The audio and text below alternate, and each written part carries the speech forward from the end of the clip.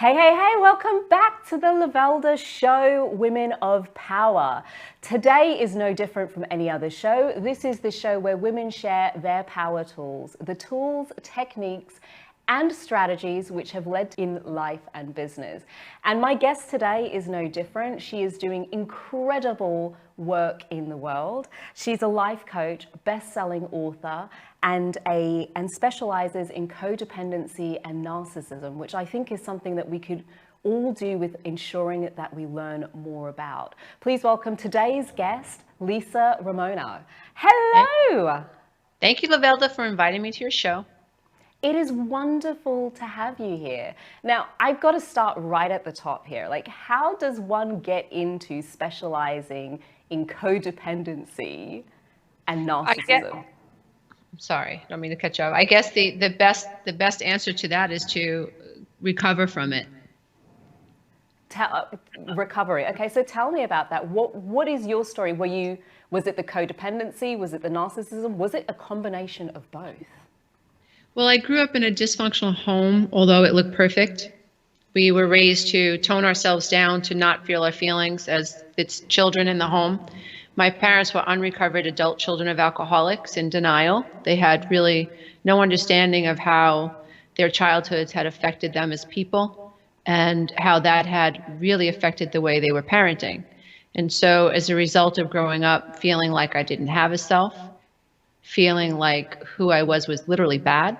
I mean, this was something that my mom used to say often, you're a bad girl, you're a bad girl. And I became brainwashed to believe that I had no value, that I was actually bad. By the time I was 21, I was codependent, acquiescing to men, subjugating my needs to men, trying to be good enough for every man that I met. Found myself engaged to the first person that would have me and become engaged to me. And before you knew it, I was married. By the time I was 23, I was pregnant with my first son, and 12 years later, I was a complete mess. I had asthma. I had blown out my thyroid. My hair was falling out. I was constantly going to the doctors because I had these rashes that they could not explain. They couldn't figure out what was wrong with me. Stomach issues, couldn't sleep. I was just a mess. And one day a doctor said to me, you better listen to your body because your body is listening to you. And it sounds so strange, but anybody who has grown up feeling invisible will understand when I say it was the first time an authority figure gave me permission to look inside myself, to say that, yeah, whatever's going on inside of you, you really need to look at, because my whole childhood and even in my marriage, I was invalidated as a person. I was consistently told that what was going on inside of me was irrelevant. In a last-ditch effort to save my marriage, I went to therapy. My ex-husband would not come with me into therapy. I went anyway, which I'm so thankful for. And in that first session, he basically let me know that I was severely codependent. I was suffering from codependency and depression, but I was depressed because I was codependent, which meant that I didn't have a sense of self. I was a shell of a person, and I was people-pleasing, and I was reactive. I was attached to the 3D and thought that if I did X, Y, and Z, then A, B, and C would happen, and that very rarely happened. You know, people are their own people. They do what they want to do. We think we can control them, but we can't. And it set me on a path to learning everything I could about codependency, because the moment came when I realized that I was brainwashing my children to feel helpless.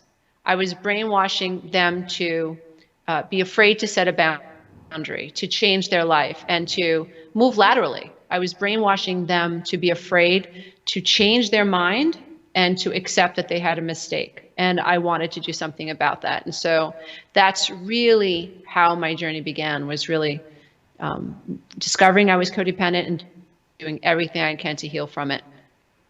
Wow. I mean, there's so much in that, and that's such a powerful and also heartbreaking story.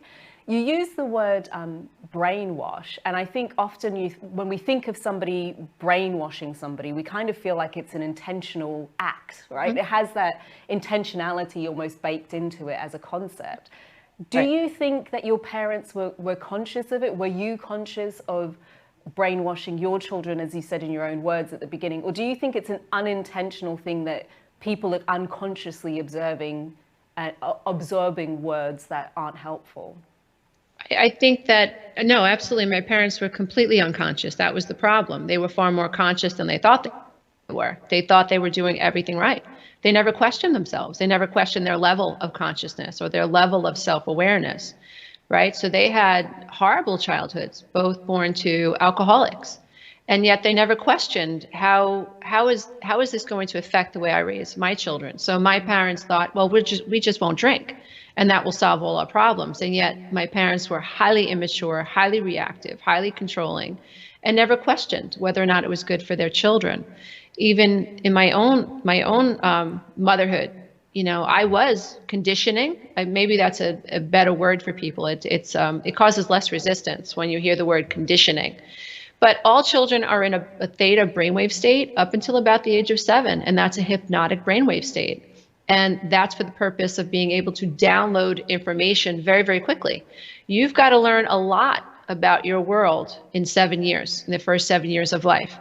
And so Creator and infinite wisdom, I suppose, sets us up to be in a theta brainwave state between the ages of 0 and 7. And after that, we move into a different brainwave state. But from 0 to 7, we are literally being brainwashed, meaning conditioned and programmed. But I do not believe that it is intentional at all. And that's why I love doing what I do, because I help raise the awareness of people who were raised by unaware people so that they can break the cycle and they can break the patterns. I love that the awareness of people who were unconscious at the time, because I think, it's true that for the vast majority of us, our parents do the best with what they know. And sometimes what's natural, especially if their upbringing was not what they would have loved to have, is they almost go to the other extreme, right? Well, the drinking wasn't great, so we're just going to be super strict and super restrained and super controlling in order to ensure that that is not the life that my children have. Yep. Unbeknownst to them that actually it's creating a slightly different sort of problem or challenge for those children, because it's not natural for us to have that level of control imposed upon us. That being said, I think you are testament to the fact that just because you've grown up in those sorts of conditions in which you've taken on beliefs or brainwashed unconsciously to have a structure, a belief structure that isn't really supporting you, does not necessarily mean that has got to be the case, because you're doing pretty well for yourself right now, aren't you, Lisa? I would say so. I'm living my best life. I'm living out a dream of mine to help people. I have to pinch myself sometimes because I grew up feeling so invisible and feeling like no one would ever want to listen to anything I have to say, and feeling so minimized and marginalized in my family. They didn't even realize they were doing it. It was just, commonplace to criticize, to chastise, to make fun of and humiliate. It sounds terrible, but it was the norm. And so to have been able to create a career where, people pay me to coach them, people pay money to buy my books, they pay money to come to my events. I literally have to pinch myself sometimes because it is so opposite to the way that I was conditioned and programmed to believe about myself and what I had to offer the world. So what would you say for those who may be listening to this and thinking, oh my gosh, this is speaking to my soul. I'm feeling like, no, I'm not heard. I'm really struggling, especially with the state of the world at the moment with the pandemic, where many people might find that the world that they had before that was just about bearable is now completely unbearable. What were some of the tools, what helped you to move forward? Because you were doing exceptionally at the moment. I had to recognize that a number of things. I had to stop reacting to my environment.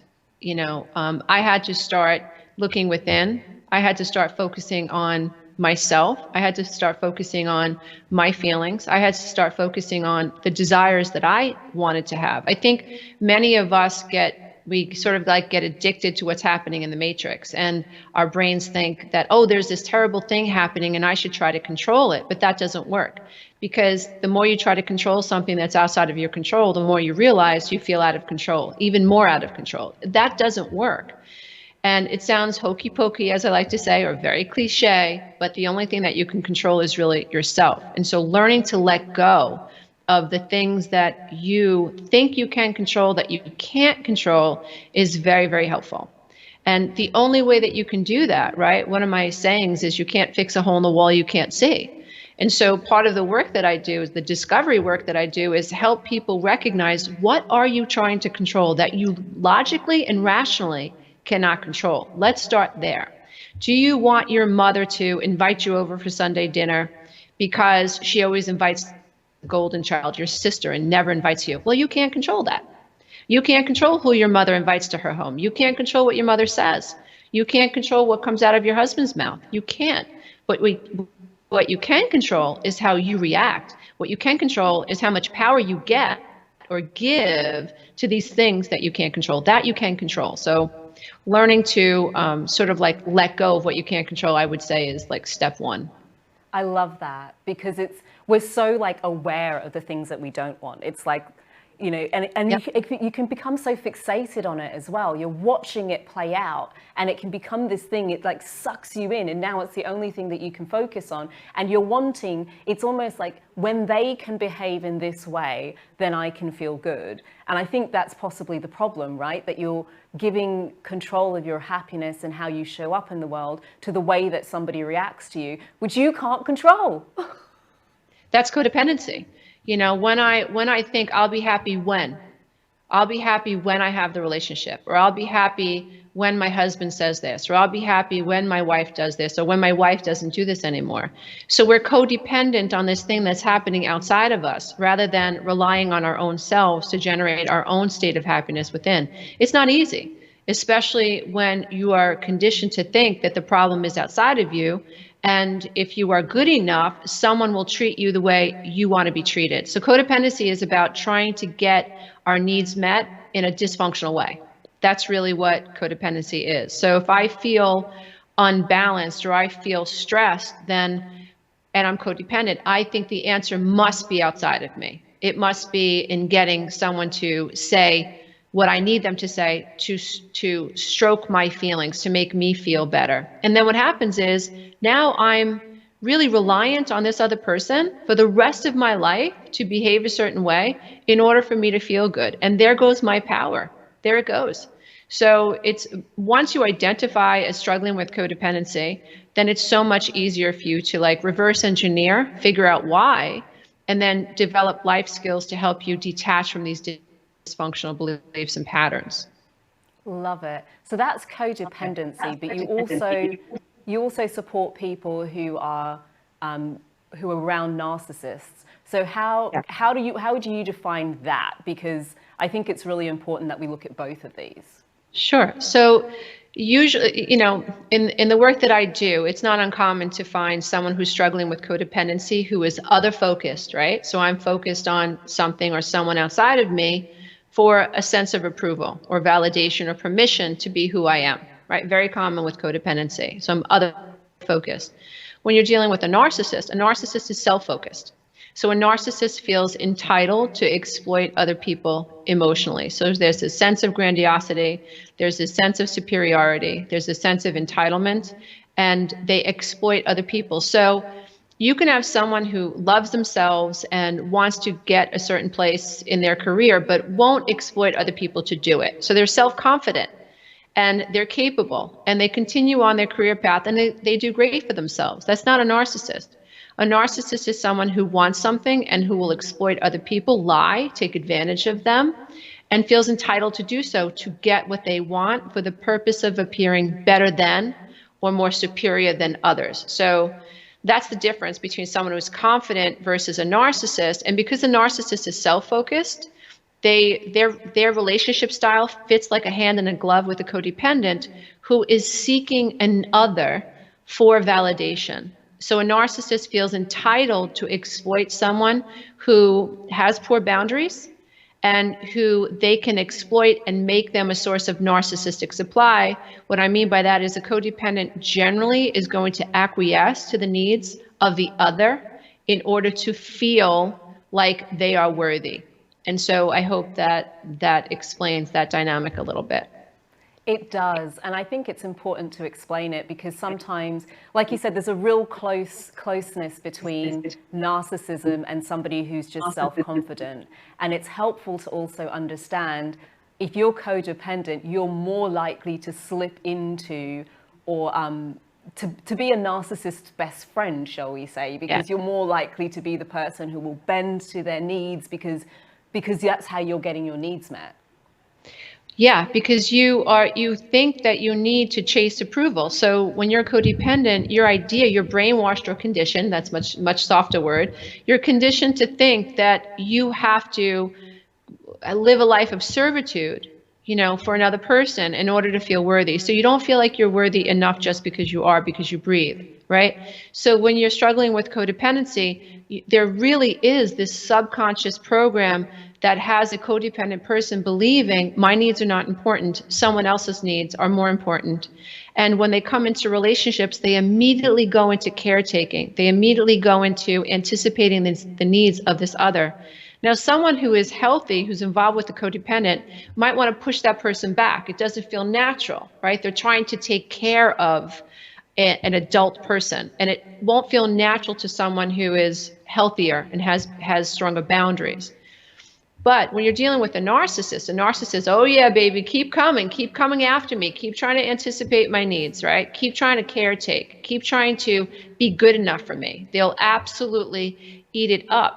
And unfortunately, in time, once you've been love bombed by a narcissist, they start to devalue you, and then they start to cause arguments. They're very jealous, they're very accusatory, and they flip the script. They actually convince the person that they're in a relationship with that it's their fault that they're angry.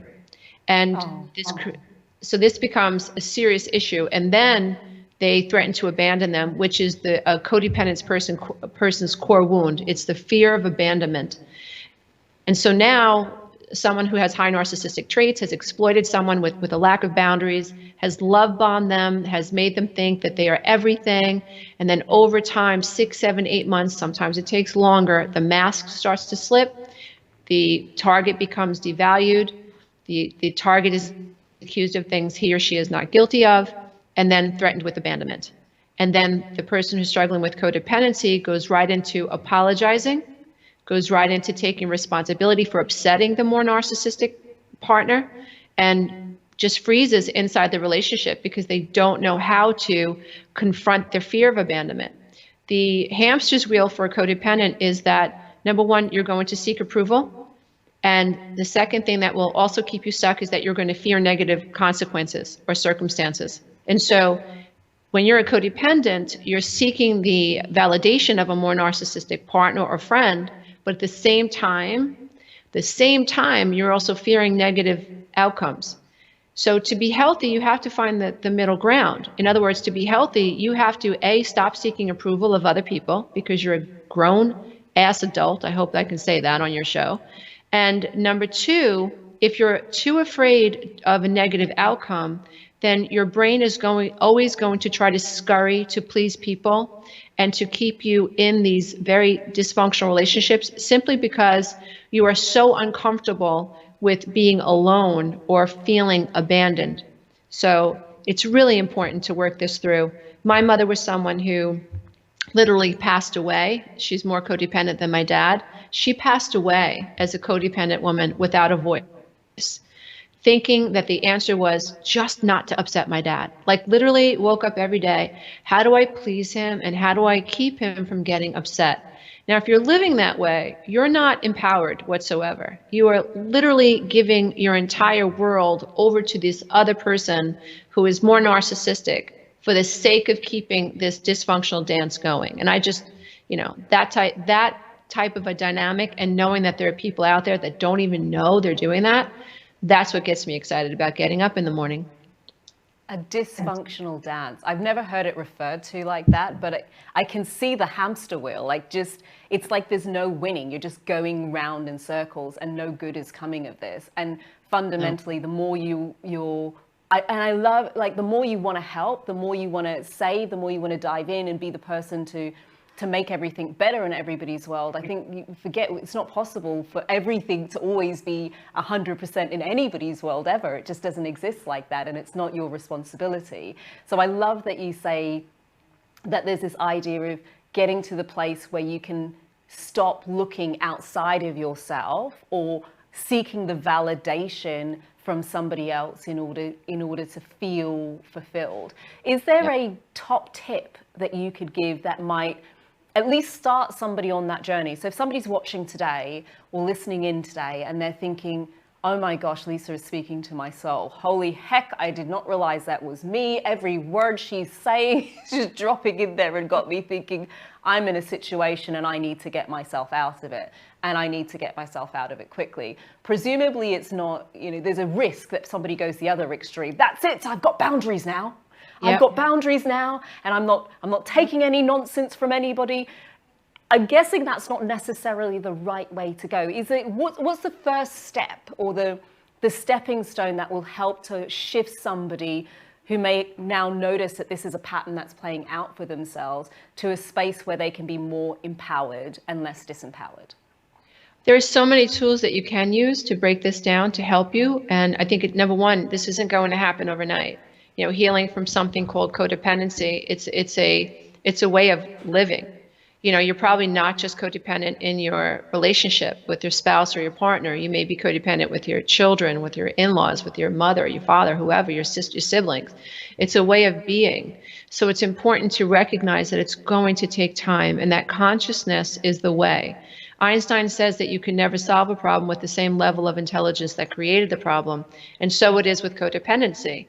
You're never going to be able to solve the riddle of codependency with the same level of consciousness or awareness that created it. So step one is really recognizing that you need a spiritual awakening. You need a rise in consciousness, right? And then you have to recognize that what you're doing is when you're codependent, you are spiritually bypassing. You're not in touch with how you feel. And so I created something called the 1, 2, 3 process. I need processes during the day to help me make it through, just to make it easy. And so the 1, 2, 3 process is really something that I created to help my clients and those who take my coaching program learn how to connect with their feelings. So step one, accept how you feel. Stop ignoring you don't feel. Stop pretending you don't feel what you feel.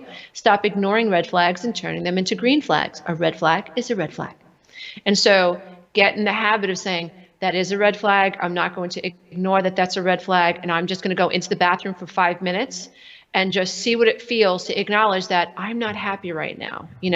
My husband and my wife just said something or embarrassed me. Rather than sweep it under the rug, I'm going to spend 5 minutes asking myself, how do I feel? How do I feel? How do I feel? That's going to reacclimate your conscious mind to your feeling body.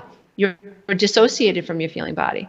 And if you continue to detach from your feeling body, your emotional body, then you're not going to be able to set boundaries, because how you feel is what tells you, oh, that was a red flag. I feel like I was just kicked in the face. Like, I feel like that person's being passive aggressive. If you continue to ignore that, then you're not going to be able to live your life by design. You will live what you've always lived, and that's just not enough. So step one is, what do I feel? Even if you find that you're envious and you're jealous of somebody, it's okay. It's a normal human emotion, right? We all have an ego. And an ego is designed to help us find our I. But when we're wounded, ego's a little annoyed and develops ego defense mechanisms. It's okay that you feel jealous. It's not okay to stay unaware of being jealous and then destroy your relationships because you're jealous and act like a fool. That's not okay. But it's okay to feel jealous. So step one is just accept how you feel, right? Step two is to recognize, how do you know that you feel this? How does your body tell you that you're jealous, right? Is it the thoughts that show up? Is it a heavy feeling in your chest? Do your ears get hot, like my ears get hot when I'm angry? Does your heart start to skip beats? How does your body tell you, uh-oh, red flag, red flag, red flag? So connect to that, honor that, because your body is speaking to you. It's trying to help you. This is the way spirit works. The third step is your money step. So this is where you need to make a decision. Because what happens with codependents, they might feel a red flag, but they don't know what to do with it. So they slip it under the rug and they pretend that they don't feel it. They become very resentful. They might even hate people below the veil of consciousness, but they don't do anything about it. They stay stuck. So the third step is make a decision. Now, before you can make a decision, you have to ask yourself, what about this can I control? What about this can't I control? And ultimately, how do I want to feel day to day? If you can answer that question, Like for me, the answer to that question is I want to be free of codependency. So then if I backtrack, so let's say my sister asks me to watch her dog, and I told my sister not to buy another dog because I'm not watching this puppy anymore. And she asks me, and I notice that I'm angry. Step one, I'm angry. Step two, how do I know I'm angry? My stomach feels like she just kicked me in the stomach. Okay, body's telling me, pay attention. Third step, what decision do I have to make? What can I control? I can't control that she bought the puppy, and I can't control that she asked me, even though I asked her not to. What can I control? The decision that I make. I can watch the dog. I cannot watch the dog. I can have a conversation with her. Any of those things I can do. But how do I want to feel? I want to feel at ease. I want to feel like I'm being authentic. I want to feel like I'm being transparent. I don't want to feel like I'm being used. What decision is in most alignment with that decision? I think I'm going to have to tell my sister I'm not going to watch her dog because I don't feel like I'm being authentic in watching the dog, and I don't want to create a negative pattern, and just be honest. I absolutely love that. I absolutely love it. And I love how clear it is. Like it gives people a tool that they can move forward with. This show is the Women of Power show, and the journey you've been on to navigate through what you've navigated through shows me, just tells the world 100% that you understand power, to go from such a disempowered space to not just being disempowered, but understanding the dynamic, transforming it for yourself, and now stepping into the role of teaching others how to get themselves out of that dynamic if they're in it. I'm now curious what your power tools are. So I define power tools as tools, techniques, strategies, ways of being that have enabled your success. And so what I'm looking at is, if we take everything you've ever done in life and business and boiled it down to literally just 3 things that you would say have been absolutely pivotal and fundamental to your success, what would those 3 things be? Well, I wrote them down because I don't want to forget them. So the first thing is I had to learn to observe my own thinking, which is, I think we should be teaching this in kindergarten. Like our brains have the ability, it's called metacognition. You have the ability to observe the way you think. Now, before I developed this ability, I was reactive. So I had a thought and I thought that it was real. I thought that I never questioned that maybe my thought wasn't real. And so if I walked into, I don't know, a restaurant and I saw a couple of friends from high school, I just assumed if I saw them whisper, they had to be whispering about me. You know, I was reactive. Because what else would they be talking about, right? If it wasn't you. So yeah, and I think I get that it's really core, because you spoke about it in so much detail earlier about the first step is observing. So it makes sense that one of your power tools is to get very clear on what your thoughts are and understand that that's what you're thinking, and it doesn't necessarily mean that that's a reality. Just because somebody's whispering at each other doesn't necessarily mean they're speaking about you. What would the second power tool be?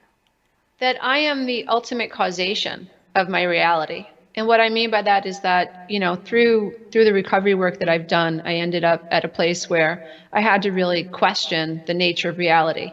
And when I believed I was nothing, my world mirrored that back. I had people in my life that treated me like I was irrelevant. And then as I began to change my thoughts and my ideas about myself, and I started to value myself. When I was a single mom with 3 young children, you know, I invested $6,000, $7,000, or maybe $8,000 in my first book. And that was scary. But I realized if I don't invest in myself, how will anyone invest in me? And so it was the first time I stepped out of my, you know, feeling in a big way, stepped out of my insecurities about self and vulnerabilities and said, I'm going for it. And this is where I am today. So as I stayed on that path and kept investing in myself and kept investing in myself and kept believing in myself and loving myself, my entire world flipped. So that tells me that I'm the causation. So if I want to live an abundant life, I must see abundance everywhere. If I want to live a peaceful life, I have to focus on peace. I can't be focusing on things that upset me, things that I can't control. And so, and when I do, I feel my world shifting in the opposite direction. And so that is how powerful our thoughts and our beliefs are.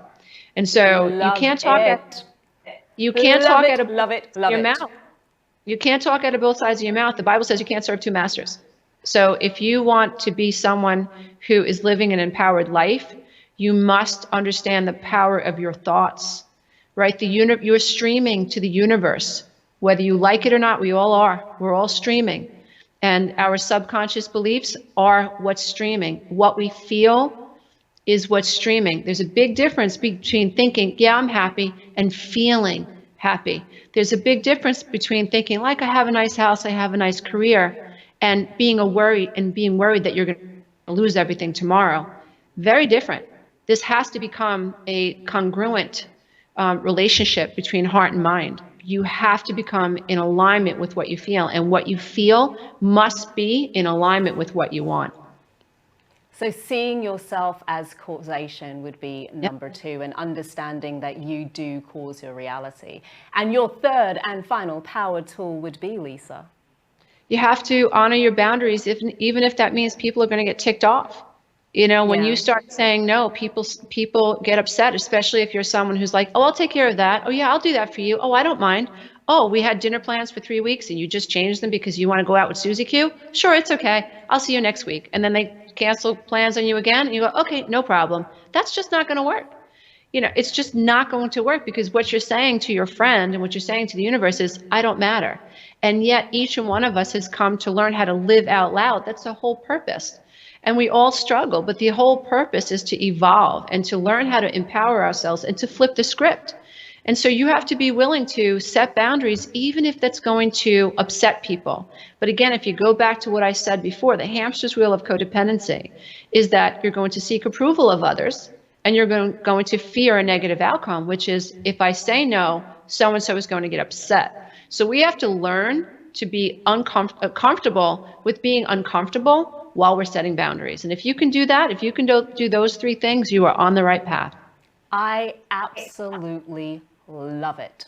And I think sometimes, what's the saying? What other people think about me is none of my business. And I think sometimes it can be a journey to get to a point where you thoroughly can sit within that. So I love that reminder of the boundaries that we uphold, and that my mama used to say, Lovelda, you teach people how to treat you. I say she used to say that. She still tells me that sometimes. You teach people how to treat you. And I think that's the best way to kind of sum up what boundaries are. Lisa, there's going to be people who've listened to and watched the show up until this point, and they are now having aha moments, and they're dropping in like pennies, and they're thinking, I need some of this Lisa woman in my life. What she just said is a thing. I know you have a affirmations book, is it? Yep. We have, well, I've written 7 best-selling books that have become bestsellers on Amazon. Again, I still have to pinch myself. But yes, we're offering an affirmation book for people who are beginning to understand, oh, maybe I was conditioned to think negative things, and maybe I'm not challenging those negative beliefs, and maybe that's why my life isn't going the way that I want it to. So yes, that's the offer that we're giving. So those will be in the notes. We'll also make sure that it's popping up on the screen for you as well, so that if you'd like to have a copy of that, you can get it. And Lisa, how does somebody get in touch with you as well if they'd like to learn more and find out more about you?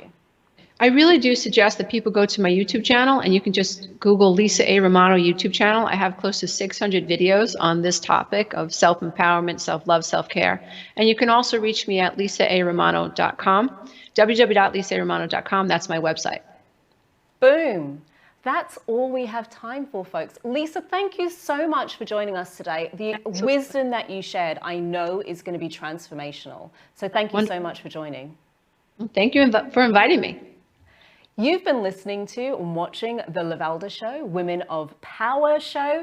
It has been an absolutely incredible ride, and we're not done yet. We are just warming up this season. We'll be back later on this season with more incredible, phenomenal guests, teaching you and diving into their stories and giving you insights into the source of their power, such that you can find the source of your power.